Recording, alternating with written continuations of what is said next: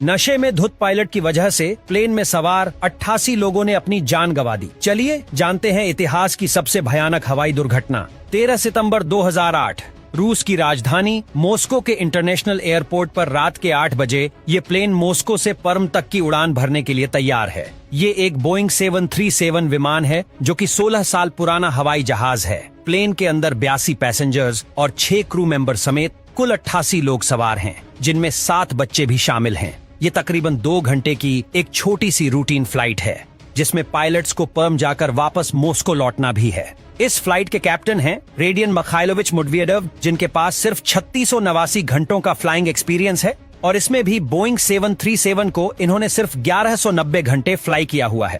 और first officer के तौर पे कोकपिट में इनका 43 साल के रस्टम रफाइलोविच अल्बर्डीन मौजूद है, जिनके पास 8713 घंटों का फ्लाइंग एक्सपीरियंस है। अब वैसे तो ये एक अच्छा एक्सपीरियंस नंबर है, पर दिक्कत की बात ये है कि रस्तम ने बोइंग 737 पर सिर्फ 219 घंटे ही बिताए हैं। और यही चीज आज इन दोनों पायलट्स के लिए सबसे बड़ी मुसीबत बनने वाली है। खास तौर से प्लेन का ऑल्टीट्यूड इंडिकेटर का इसमें एक बहुत बड़ा डिफरेंस है। दरअसल बोइंग 737 प्लेन को जब दाईं या बाईं तरफ झुकाया जाता है, तब उसके एल्टीट्यूड इंडिकेटर में प्लेन का सिंबल तो अपनी जगह स्टिल रहता है, पर हॉरिजन मूव करता है। ये बिल्कुल वैसा ही है जैसे प्लेन के दाईं या बाईं तरफ झुकने पर पायलट्स को कोकपिट विंडो के बाहर का नजारा दिखाई देता है। दूसरी तरफ रशियन प्लेन्स की बात करें तो उसके एल्टीट्यूड इंडिकेटर में हॉरिजॉन तो अपनी जगह स्टिल रहता है, लेकिन उसकी जगह प्लेन का सिंबल मूव करता है। यानी बोइंग 737 का एल्टीट्यूड इंडिकेटर रूसी विमानों के एल्टीट्यूड इंडिकेटर के बिल्कुल उलट है। और फ्लाइट 821 के पायलट अभी तक इसे अडेप्ट नहीं कर पाए हैं। उन्हें अभी भी रशियन प्लेन्स के ऑल्टीट्यूड इंडिकेटर इस्तेमाल करने की आदत है, जो इसे बहुत भारी पड़ने वाली है। इन सब चीजों से अनजान सभी 82 पैसेंजर्स रात के 9 बजे से पहले ही प्लेन में सवार हो चुके हैं और रिफ्यूलिंग करने के बाद अब प्लेन को गेट से पुश बैक किया जाता है। अब पायलट्स टैक्सीवे से होते हॉवे एटीसी से टेक ऑफ करने की इजाजत मांगते हैं और एटीसी से टेक ऑफ क्लियरेंस मिलते ही रात के 9:13 पर फ्लाइट 821 अपने लक्ष्य की तरफ उड़ान भरता है। प्लेन में किसी भी तरह की कोई खराबी या एरर डिटेक्ट नहीं हुआ है। प्लेन आराम से अपने लक्ष्य की तरफ बढ़ रहा है। धीरे धीरे प्लेन पर्म इंटरनेशनल एयरपोर्ट की ओर बढ़ रही थी। पायलट्स प्लेन को लैंड कराने की तैयारी स्टार्ट करी रहे हैं। अब रात के 10:45 बजे हैं और पायलट पहली बार प्लेन को उसके क्रूजिंग एल्टीट्यूड से नीचे मेंडली इवोवे पॉइंट पर लेकर आते हैं। मेंडली वे पॉइंट से होते हुए पायलट्स प्लेन को इंटरनेशनल एयरपोर्ट के रनवे 21 की तरफ ले जा रहे हैं। इसके लिए ये प्लेन को रनवे 21 के ILS से गुजारते हैं, जो इस रनवे पर लैंड करने की फिक्स्ड इनिशियल अप्रोच है। अब इस पॉइंट पर आकर कैप्टन रेडियन एटीसी से कांटेक्ट करके उन्हें रनवे 21 की तरफ अपनी फाइनल अप्रोच स्टार्ट करने के बारे में बताते हैं। एटीसी के इंस्ट्रक्शन पर बेक कोर्स लेने के लिए पायलट्स पूरे रनवे को पास करके अब प्लेन को दाईं तरफ घुमा रहे हैं। असल में कई बार रनवे के एक सिरे पर तो ILS मौजूद होता है, लेकिन दूसरे सिरे पर नहीं। ऐसे में जब किसी प्लेन को ILS अप्रोच के जरिए उस रनवे के दूसरे सिरे से लैंड करना होता है, तो उसके लिए वो पहले सिरे पर मौजूद ILS सिस्टम के सिग्नल्स का यूज अपोजिट डायरेक्शन में करता है। इसी को बैक कोर्स कहा जाता है।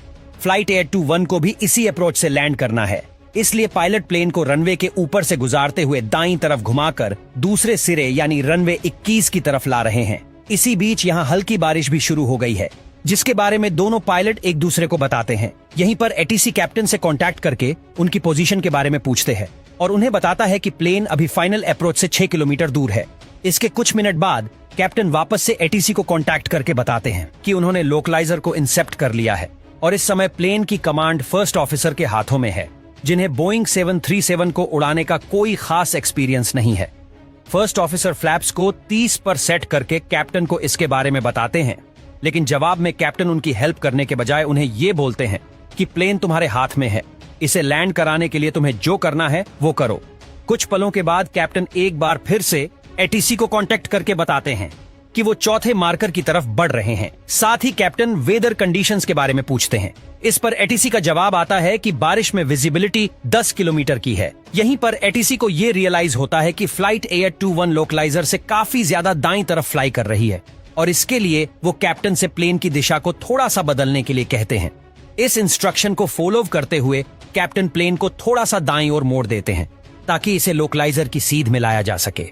इसके बाद कैप्टन फर्स्ट ऑफिसर से पूछते हैं कि लैंडिंग के लिए अभी हमारी स्पीड क्या होनी चाहिए। और साथ ही उन्हें प्लेन की स्पीड बढ़ाने के लिए भी कहते हैं। यहाँ पर एटीसी को एक बहुत ही अजीब चीज नोटिस होती है। उसे स्क्रीन पर दिखाई देता है कि फ्लाइट 821 नीचे आने के बजाय उल्टा ऊपर की तरफ जा रही है, यानी प्लेन का एल्टीट्यूड कम होने की बजाय बढ़ रहा है। इसे कंफर्म करने के लिए एटीसी वापस फ्लाइट 821 से कांटेक्ट करता है और कहता है कि क्या आप सच में नीचे आ रहे हैं, क्योंकि मेरा डेटा दिखा रहा है कि आप नीचे आने की जगह क्लाइंब कर रहे हैं। अभी आपका एल्टीट्यूड 2000 फीट होना चाहिए, लेकिन ये 3000 फीट है। ये सुनकर दोनों पायलट हड़बड़ा जाते हैं, क्योंकि उन्हें अब तक यही लग रहा था कि ऑल्टीट्यूड को कम करते हुए नीचे जा रहे हैं। एटीसी की बात सुनकर फर्स्ट ऑफिसर तुरंत प्लेन की पिच को एडजस्ट करते हैं और फिर कैप्टन एटीसी को जवाब देते हैं कि अब हम नीचे आ रहे हैं। हालांकि अभी भी प्लेन नीचे आने की जगह ऊपर ही जा रहा होता है, जिसका कैप्टन और फर्स्ट ऑफिसर दोनों में से किसी को कोई अंदाजा नहीं था। इतना कि प्लेन क्लैम्प करते हुए 4000 फीट के एल्टीट्यूड पर पहुंच जाता है। अब इस ऊंचाई से लैंडिंग करने के लिए ग्लाइड स्लोप को पकड़ना इम्पॉसिबल हो चुका है। इसलिए एटीसी पायलट्स को इंस्ट्रक्ट करता है कि वो राइट टर्न लेकर गो राउंड के लिए जाए और लैंडिंग के लिए दोबारा कोशिश करें। कैप्टन इस मैसेज को बहुत अच्छे से सुनते हैं, लेकिन इसके बावजूद वो गो राउंड के लिए नहीं जाते, बल्कि अपनी लैंडिंग अप्रोच इसी तरह जारी रखते हैं। एटीसी अपनी बात को कई बार दोहराता है, फ्लाइट 821 आपकी ऊंचाई बहुत ज्यादा है, आप गो अराउंड के लिए जाइए। मैं फिर से दोहराता हूं और स्ट्रिक्टली कह रहा हूं कि आप अपनी फाइलन अप्रोच को रीस्टार्ट कीजिए। आप फ्लाइट की सेफ्टी और सिक्योरिटी के साथ खिलवाड़ कर रहे हैं। इसके बावजूद कैप्टन एटीसी की बात को कोई तवज्जो नहीं देते और बिना ऑटो पायलट और ऑटो थ्रोटल के प्लेन को मैन्युअली कंट्रोल करना जारी रखते हैं। नतीजा प्लेन नीचे आने के बजाय 4200 फीट की ऊंचाई पर पहुंच जाता है। इसके बाद ये लेफ्ट विंग की तरफ 360 डिग्री रोल होता है और कोकपिट में बेक अगल का अलार्म बजने लगता है।